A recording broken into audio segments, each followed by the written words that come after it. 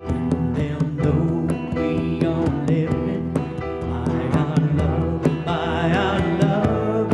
Yes, they'll know we are living by our love. Oh boy, I love the Unity Singers. And Indeed. I love that we're living by. This is our first Sunday in September. And in this auspicious week, the week of Unity's World Day of Prayer annual event, we are focusing on prayer. And as we know, here at Unity, Unity was founded by the deep prayer and meditation that Myrtle Fillmore found and achieved and shared her healing process. And so today, our talk title is Prayer Works. It does work. And as I was thinking about all of the examples, of course, we have Mother Myrtle's example in our founding story of unity, but all of the ways that it's demonstrated for us throughout the Bible and through spiritual texts. Now, we know that our master teacher, Jesus, was a master of prayer, but we also have a lot of examples in the Bible of other people demonstrating their power of prayer. So when we were preparing for this Sunday, I thought about the story of Daniel in the lion's den. Now, Daniel was a prophet that was extracted from, he was an Israelite, and he was brought to be in Babylon. And there was a king, Cyrus, that came and recognized that Daniel was constantly in God's favor. It was said that anything he touched essentially turned to gold. So it wasn't unexpected that Daniel rose in the ranks, and he was nearly second to the king of all of Babylon. So when we rise up, we often have people who are taking notice and maybe stirred with jealousy. Knowing that Daniel was a devout Jew, he practiced prayer 3 times a day. So to get him in trouble with the king, they tricked Cyrus. And they said, you know, sire, you should be the one people are praying to. You are the king of the world. So sign this little decree and let's test everybody's faith in you. And they won't be able to pray to God for 30 days. So he signed the decree, and then they sat and they waited for Daniel to go and pray, which of course he did. He was torn for his love of his king and service, but love and devotion to God. And sure enough, Daniel took to his high room, facing Jerusalem, he prayed, and those onlookers tattled. So, being a man of his word, the king took Daniel and threw him in the lion's den. And Daniel stayed overnight with the lions. In the morning, the king thought, oh, what have I done? And raced down to the lion's den to find Daniel unscathed. And he said, it was the Lord my God who sent an angel to close the lion's mouth. Now, metaphysically, lions represent regality, bravery, steadfastness, strength. So in that prayer, that fortitude that Daniel had, he rose even higher than the lions, that strength and bravery and steadfastness that filled him up and allowed him to face whatever lions were coming his way and continue to rise and serve in the favor of God. Isn't that a great story? It is a great story. And it's wonderful to take that image of the lion as strength and courage and vitality, because that's how I feel the founders of Unity are. Right. Great spiritual lions who, with their courage and their strength, they've guided us and led us. So the co-founder of Unity, Charles Fillmore, certainly a lion in his own right. What would we need to know above all is that there is a place within our soul where we can consciously meet God and receive a flood of new life into not only our mind, but also our body. This wisdom is the simple truth that we already know, that we're one with God, that within us, within our very soul, there's that place where there's that conscious unity with God. And when we focus on that place, which is, by its very nature, what prayer is, then we receive all that we need. I like to say that God is our only source and supply. But how do we tap into it? Prayer. And it's within that coming into knowing that we are ready to receive whatever the next step is. Right. The direction, the focus, the ideas. And it's beautiful. Right. Can you imagine how Charles and Myrtle must have felt with the idea that they were going to pray themselves into physical healing and wholeness? At the time that they actually lived, those onlookers, those naysayers, and they said, you know what? Your business is your business. You and how you pray and what you believe is between you and your God. Just like Daniel. Like, you can make me sign this piece of paper, but I know the Almighty Creator.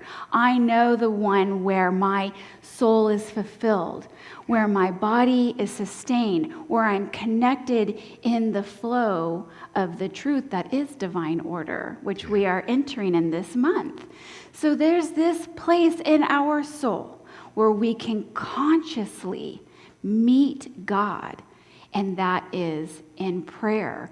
And it is so important for us to put prayer first. In the revealing word, it says, go to prayer immediately. In every thought, in every situation, with every lion that's coming your way, first, always, immediately, go to prayer. Of course, that's what they would teach. And I'm grateful for it. Moving on, we have a quote from Myrtle Fillmore, also co-founder of Unity, where she says very simply, rest your mind and your heart and your emotions and your body in God-mind. In Unity's teaching, God-mind is the line of infinite possibilities. It's the line of truth. It's the direct line to your higher power by whatever name you call it. And the simplicity is to just rest there. Breathe into the moment and know with no uncertainty that what you need by way of spiritual food, divine clarity, invitation of divine order, all happens in prayer. And what she would also teach us is that affirmative prayer is not beseeching to a God out there. It's affirming the truth of who and what we are and allowing the time to settle down, to just breathe and treat our own perception of what's happening in our life. Wouldn't you agree? I do, and I love what this focuses on, the important aspect of our being, our God mind. Because we also have our small mind. And we can have our mind and our heart and our emotions wrapped up in our small mind. And that's the difference between the human self and our spiritual self. We live both of them all the time. We talked about that last week. But as we bring all of us, all of our being, everything, into God mind, then when we say we go to prayer first, is we go to God first. Go to our God mind. Go to our God heart. Go to our God emotions. And from there, we're living in our heart space. We're living from our power center. We're living the lion heart. Because it takes strength and it takes courage. It takes faith to drop in and trust that God mind is going to guide us. And at any time, we can certainly leave God behind and go off on all the tangents of our small mind. And we do. And there's nothing wrong with that. But this is the direction of Mother Myrtle. Just rest your mind and your heart and your emotions and body in God mind. Or when Myrtle passed away, and Cora and Charles Fillmore wrote a wonderful book called Teach Us to Pray. And from that, I quote, "We must know first that prayer is cumulative. Cumulative. Cumulative. We did this Thank every you. time this week. I just need to buy a vowel. That the more we pray, the more we accumulate the powerful energy which transforms invisible ideas into visible things." Mm-hmm. Oh, thank God. Because as my experience of praying every day, it's not just the satisfaction or the experience of praying every day, 30 minutes every morning. Mm-hmm. What I experience is the effect of praying regularly. It gives me a moment. It's like when I'm cruising along with life and something that normally would just trigger me instantly, it's like I have a beat. There's like a moment where I can consciously choose, do I want to react in righteousness the way I have many times, or maybe choose a different road where maybe I say, could you tell me more? Mm-hmm. Or I think I'm just going to breathe and just let that pass. Mm-hmm. Because with prayer, there is that ability to accumulate that energy mm-hmm. that we can tap into and use for ourselves. So prayer is like putting a spiritual deposit into your prayer account. And it accumulates if you keep putting it in. Mm-hmm. If you take it all out, you got to start over again. That's right. That's exactly right. The other thing I really love about this quote is it reminds me of how instinctually we go to prayer when we're in trouble. Mm-hmm. When we're in trouble, when we're in crisis, and when we want something. Isn't that true? Mm-hmm. I want a shiny new red convertible. I want that perfect house. I want that perfect job. I want that perfect partner. I want. They're all natural wants and desires in our human experience.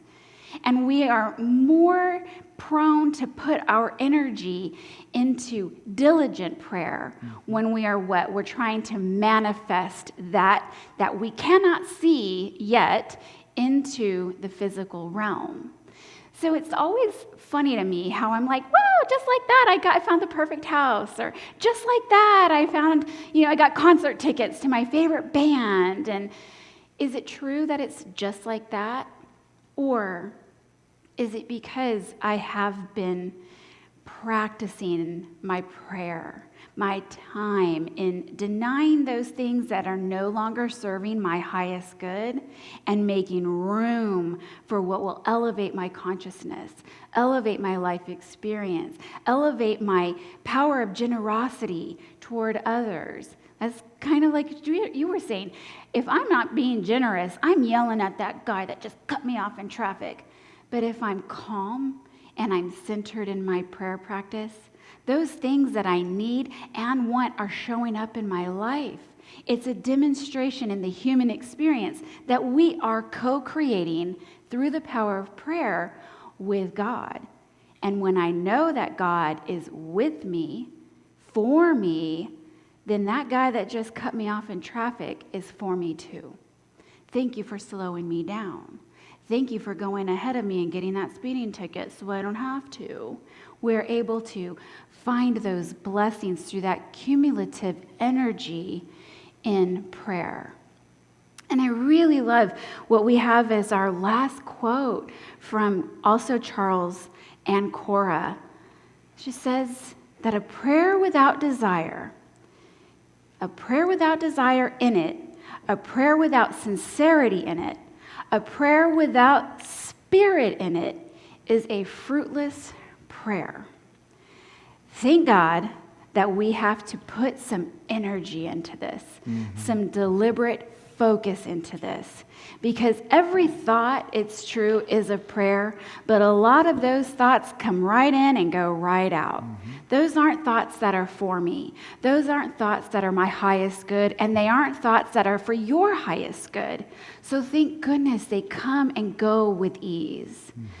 Those that we are focused on, needing that job, wanting that house, wanting something new, and show me, God, what I'm created for, comes by way of that cumulative prayer. And we are responsible for putting our body into it, for knowing and trusting that there is one presence and one power, and no matter what is showing up right now is also good. It's God. And no matter where I'm going next and what and how divine order unfolds for me, it is also good and for God. And I also think about just putting my body in it. I think about dance. I think about creative energy. When I'm doing that, I feel the Spirit. I am the Spirit, and I'm in joyful prayer in that expression. And that is so true, Maggie. And what is so important when it is prayer that we've centered in and we're affirming it, if we haven't brought our wholeness, if we haven't gone into our God mind, it's fruitless. Right. It's a waste of our time. Now, that doesn't mean we don't get to that place where we consciously look at, do I want to be right? Or do I want to choose the easier path that's going to be for reconciliation? I have to admit, sometimes I just want to be right. And then I'm really uncomfortable for 20 minutes, 2 hours, half of a day, because I've chosen to focus my energy in a fruitless exercise. One that doesn't affirm my wholeness. One that doesn't help me find my way home, but has me probably say things I'm going to have to apologize for later. I'm going to be upset. I'm going to be stressed out. My blood pressure is going to go up. All of that stuff because I haven't set myself to come home to being one with myself and God. Choosing God first. And in a way, we need to take that image of that lion, that courage and strength, or Daniel, if you don't like the image of the lions, take the picture of Daniel, standing firm, one with God, in protection. And the one thing that we rely upon and rest upon in our unity movement is unity's 5-step prayer process. Relax, concentrate, meditate, reflect, and appreciate. We've talked about this a lot, but I thought what would be good today, Reverend Maggie and I were working out this practice, is let's actually do the Unity 5-step prayer practice as our meditation.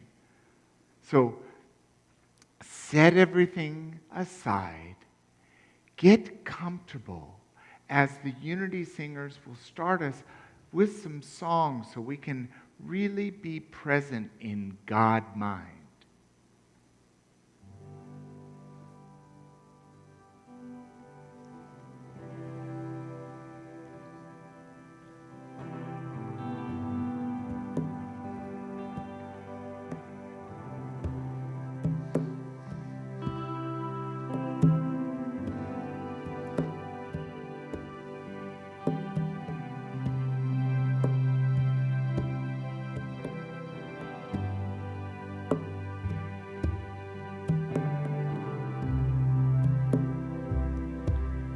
go within to the one inside. Go within, let it be your guide. Go within, touch the truth. Go within, know it's you.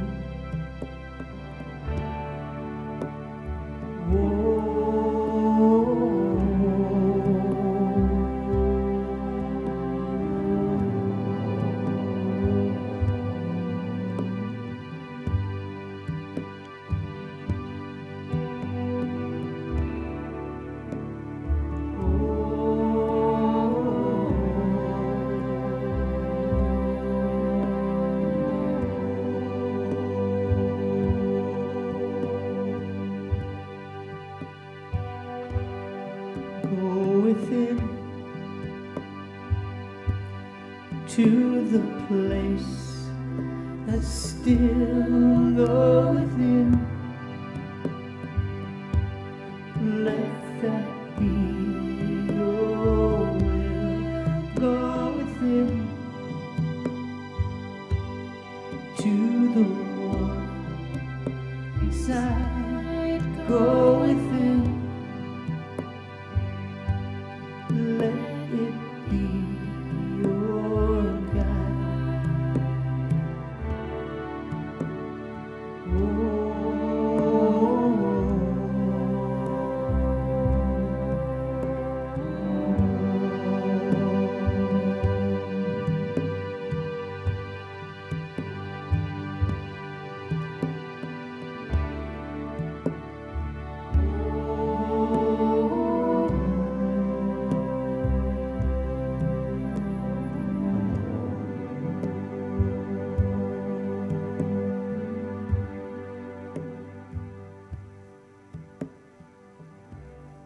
The first step is to relax.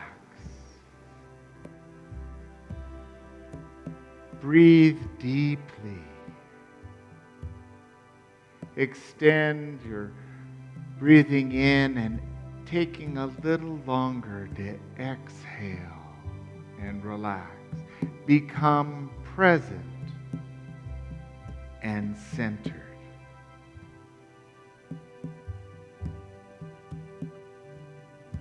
The second step is to concentrate. Here we become aware of your sense. It's within this concentration where we can use the tool of denial and affirmation. If there's any fear or lack or doubt or stress, we can simply brush it away, that it has no power over me, and then affirm the truth. I am strong in God mind. I live in lavish abundance. I'm vibrant, healthy, and whole. The third step is meditate. Affirm the truth of your intention in prayer and hold it quietly.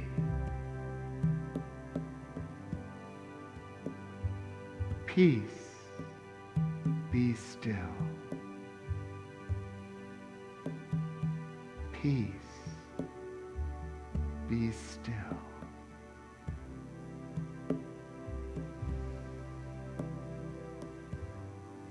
Peace, be still.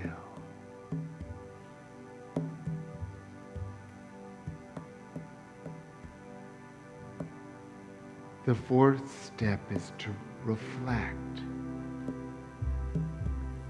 What is working in your life? Declare all the good that is present.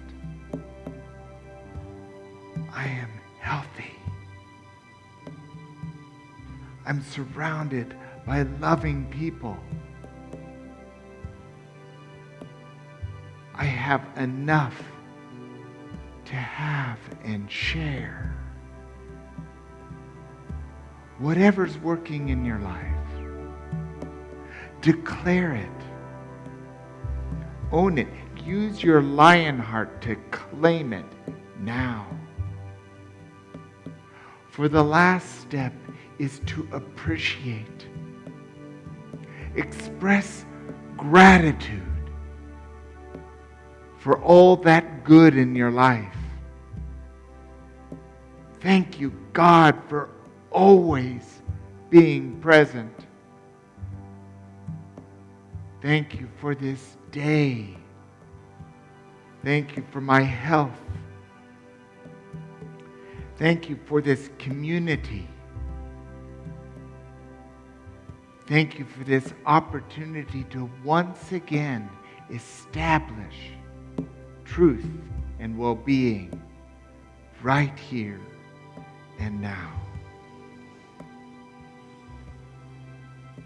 And so this is the simple 5-step prayer process to relax, concentrate, meditate, reflect, and to appreciate. Let's take all of that and what we've received in this prayer practice into a moment of silence.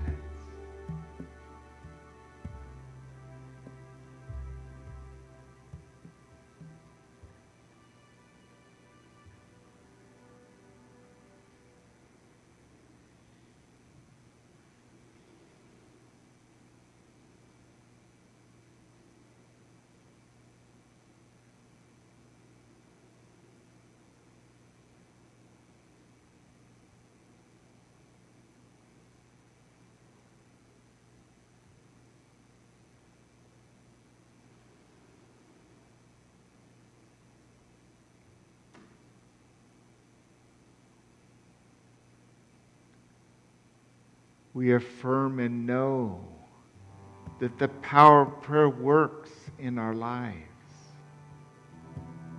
All we need do is take a moment to stop, breathe, affirm, and know.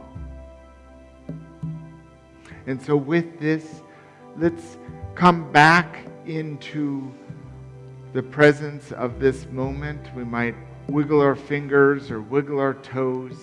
And when we're ready, we open our eyes. And it's from this place that we affirm the affirmation that goes with our talk today. Together, prayer works wonders in my life. Let's do that 2 more times. Prayer works wonders in my life. Prayer works wonders in my life. And so it is, and so we let it be. Step out on the water, release your faith. Every step is stronger. Step out on the water.